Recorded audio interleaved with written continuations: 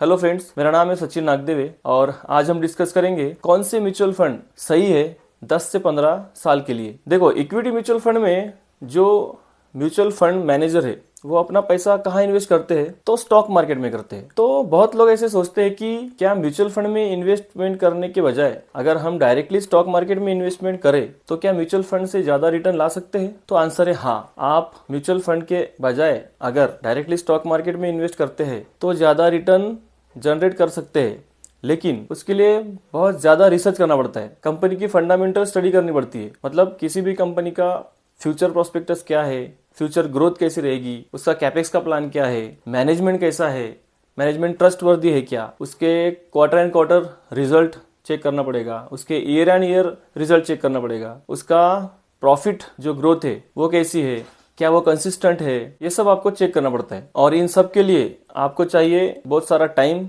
और खूब सारा नॉलेज। और ये सब करने के बाद भी अगर किसी कंपनी को पिक करने में आपकी गलती हुई तो आपका प्रॉफिट तो बाजू में रहेगा, आपका जो बेसिक इन्वेस्टमेंट है वो भी 70-80% डूब सकता है, लॉस भी हो सकता है, पैसा बर्बाद। मतलब मैं डरा नहीं रहा हूँ, लेकिन ये सही है। जैसे येस बैंक में हुआ था, बहुत सारे लोगों का 70-80-90% तक का पैसा डूब गया है। इन्वेस्टमेंट किया हुआ पैसा डूब गया है। इसलिए ये जो रिसर्च है ये म्यूचुअल फंड में आपके लिए म्यूचुअल फंड मैनेजर करता है। वो एक्सपर्ट रहते हैं, नॉलेजेबल रहते हैं, रिस्क को मैनेज करते हैं, प्रॉपर डाइवर्सिफिकेशन करते हैं और आपके लिए एक अच्छा रिटर्न जनरेट करके लाते हैं लॉन्ग टर्म में। तो फ्रेंड्स, इस वीडियो में हम डिस्कस करेंगे 4 से 5 म्यूचुअल फंड्स। लेकिन ये वीडियो शुरू करने के पहले मैं आपको बता दूं कि ये वीडियो जो है एक एजुकेशनल पर्पस के लिए है और don't treat it as a investment advice.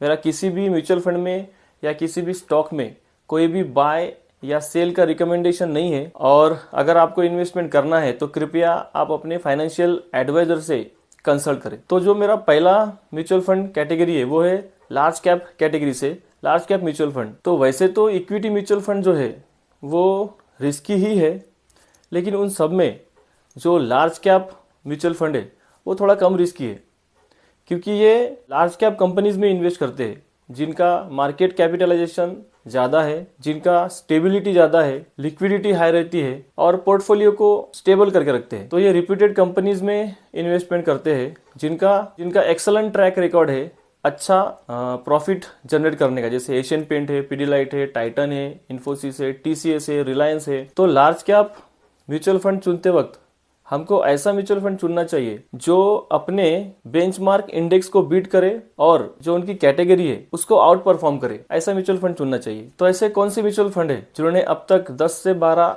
सालों में अच्छा परफॉर्म किया है? तो 2-4 नाम मैं बताऊंगा। एक तो है Nippon India large cap fund, जिसने 17.5% का रिटर्न दिया है। एक है मिराय एसेट्स लार्ज कैप फंड, 16-17% का रिटर्न दिया है। फिर है ICICI prudential blue chip fund. तो ये 2-3 फंड है लार्ज कैप के। तो ये जो 16-17% की रिटर्न है, इसको आप ऐसा मत सोचिए कि 16-17% रिटर्न दिया मतलब बहुत कम दिया है।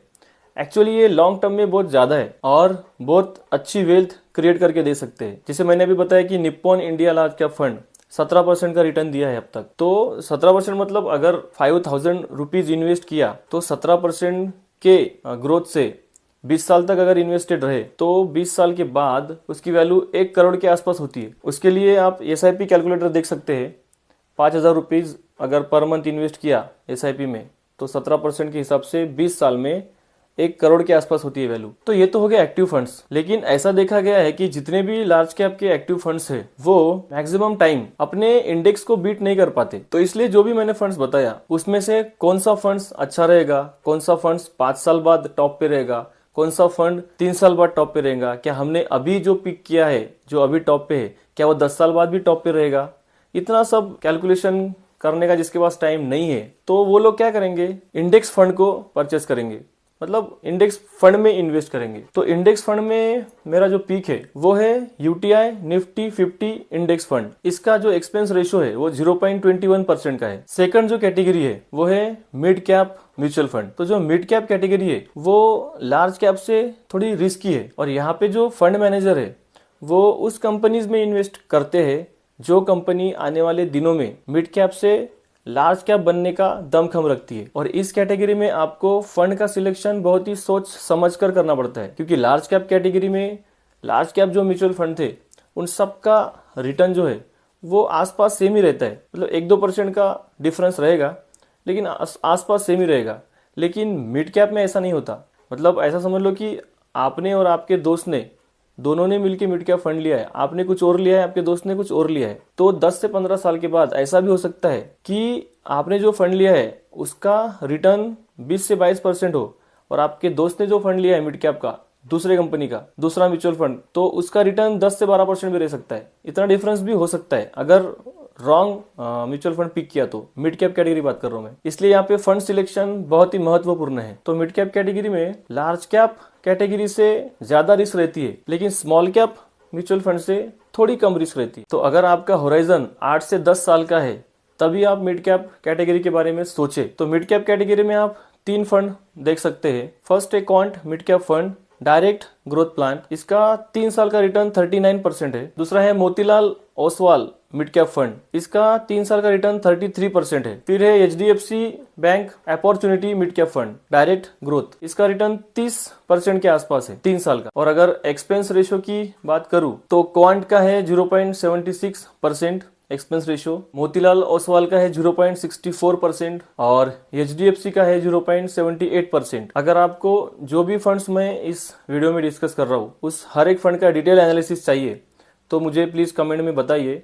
हम लोग ईच एंड एवरी फंड का डिटेल एनालिसिस करेंगे, उसके एक सेपरेट वीडियो बनाएंगे। क्वांट मिड कैप जो है उसका ग्राफ आप देख सकते हैं, बहुत ही कंसिस्टेंट और अच्छे रिटर्न्स बना के दिए हैं इन्वेस्टर्स को। इसका एवरेज एनुअल परफॉर्मेंस है वो 58% है, 5 साल में 33% है और ऑल टाइम 19.7 है और अपने कैटेगरी का टॉप परफॉर्मर है। तो क्वांट मिड कैप फंड के बारे में आप सोच सकते हैं। नेक्स्ट कैटेगरी है small cap fund. It is very riskiest category in the mutual fund. इस कैटेगरी में अगर कोई एक फंड आपने चुना और अगर वो चल पड़ा तो आपके पूरे पोर्टफोलियो में वो 4 चांद लगा सकता है। और पिछले कुछ सालों से अपन देख रहे हैं कि स्मॉल कैप कैटेगरी में एक ट्रेमेंडस ग्रोथ देखने को मिल रही है। अगर आप शॉर्ट टर्म के बारे में सोच रहे हैं तो स्मॉल कैप के बारे में ना सोचे, क्योंकि ये बहुत ही वोलेटाइल और रिस्कीएस्ट कैटेगरी है। लेकिन अगर आप लॉन्ग टर्म का सोच रहे हैं तो ये आपको बहुत ज्यादा वेल्थ बना के दे सकता है। मतलब रिकमेंडेशन नहीं है, क्योंकि ये जो स्मॉल कैप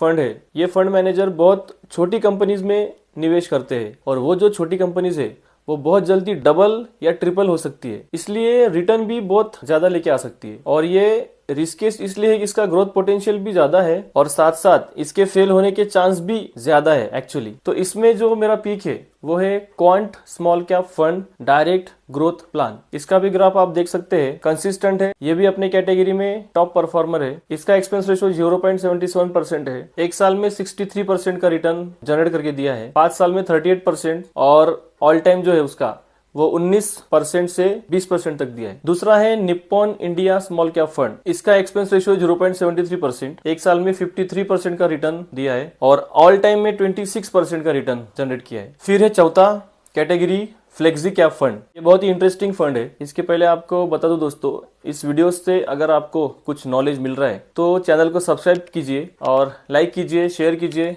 कमेंट्स भी कीजिए कि आपको ये वीडियोस कैसे लग रहे हैं। तो जो फ्लेक्सी कैप फंड है उसके फंड मैनेजर उनको पूरा फ्रीडम रहता है कि वो किसी भी कंपनीज में इन्वेस्ट कर सकते हैं, जैसे कि लार्ज कैप, मिड कैप और स्मॉल कैप। इनको कोई बाउंड्री नहीं रहती और इसके नाम में ही फ्लेक्सी कैप फंड है, इसलिए ये फ्लेक्सिबल है किसी भी कंपनी में इन्वेस्ट करने के लिए। इनको कोई रिस्ट्रिक्शन नहीं रहता और फुल फ्रीडम रहता है कि जहां चाहे वो इन्वेस्ट कर सकते हैं और शायद इसलिए वो अच्छा रिटर्न जनरेट कर सकते। तो क्या ये सेफ है? तो एक्चुअली ये स्मॉल कैप और मिड कैप से थोड़ा कम रिस्क के रहते हैं। तो फ्लेक्सी कैप में मेरा सबसे महत्वपूर्ण जो पीक है वो रहेगा Parag Parikh flexi cap fund direct growth plan. 5 star rating है, इसका एक्सपेंस रेशियो 0.58% है और इसके भी ग्राफ को देखो आप, बहुत ही कंसिस्टेंट और अच्छे रिटर्न्स जनरेट करके दिए हैं अपने निवेशकों को। 1 साल में 48% और ऑल टाइम जो है उसका लॉन्ग टर्म में 20% तक के रिटर्न इसने जनरेट करके दिए हैं अपने इन्वेस्टर्स को। तो दोस्तों अब तक हमने जो कैटेगरीज और म्यूचुअल फंड डिस्कस किए हैं उसको समराइज करूं तो सबसे पहले हमने डिस्कस किए है लार्ज कैप फंड्स, फिर है मिड कैप फंड्स, फिर है स्मॉल कैप और फिर है फ्लेक्सी कैप। लार्ज कैप में हमने डिस्कस किया है Nippon India large cap fund, Mirae asset large cap fund, ICICI Prudential large cap fund. और जिनको ये लार्ज कैप फंड ट्रैक करने का टाइम नहीं है वो डायरेक्टली इंडेक्स फंड में भी इन्वेस्ट कर सकते हैं, जिसके लिए हमने डिस्कस किया है यूटीआई निफ्टी 50 इंडेक्स फंड। के बाद हमने डिस्कस किया है मिड कैप फंड, जिसपे हमने डिस्कस किया है quant mid cap fund, Motilal Oswal mid cap fund और एचडीएफसी मिड कैप फंड। फिर स्मॉल कैप में हमने डिस्कस किया है quant small cap direct growth fund और Nippon India small cap direct growth fund. और फ्लेक्सी कैप में दोस्तों हमने डिस्कस किया है Parag Parikh flexi cap fund. तो ये थी समरी इन सारे म्यूचुअल फंड्स की जो हम 10 से 15 साल तक होल्ड कर सकते हैं या यूं के इन्वेस्टेड रह सकते हैं। दोस्तों अगर आपको ये वीडियोस अच्छे लग रहे हैं तो लाइक कीजिए, शेयर कीजिए, कमेंट कीजिए और चैनल पे नए हैं तो सब्सक्राइब भी कीजिए। तो मिलते हैं किसी नए वीडियो में, तब तक के लिए बाय बाय।